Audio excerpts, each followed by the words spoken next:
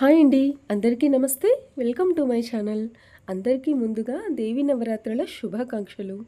ఇవాళ మనం నవదుర్గలలో అమ్మవారు ధరించినటువంటి 5వ రూపమైన స్కందమాత గురించి తెలుసుకుందాం.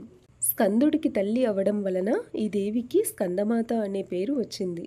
ఈ మాత ఒడిలో బాలుడైన కుమారస్వామి కూర్చొని ఉంటాడు. ఈమె 4 హస్తాలు కలిగి ఉంటుంది.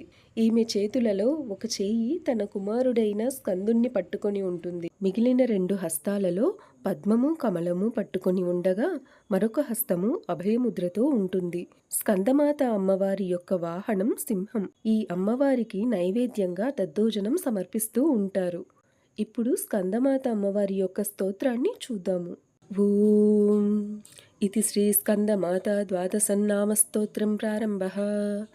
ॐ प्रथमं स्कन्दमाता च द्वितीयं पद्मासनीं तृतीयं धवलवर्णांश्च चतुर्थं सिंहवाहिनीं पञ्चमम् अभयमुद्रांश्च षष्ठं मोक्षदायिनीं सप्तमं विशुद्धचक्रस्ताम् अष्टमं त्रिलोचनीयम् नवमं विद्याप्रदात्रींश्च दशमं क्षीरान्नप्रियाम् एकादशम् आरोग्यप्रदात्रींश्च द्वादशम् अरुणाम्बराम् इति श्रीस्कन्दमाता ద్వాదశనామస్తోత్రం సంపూర్ణం.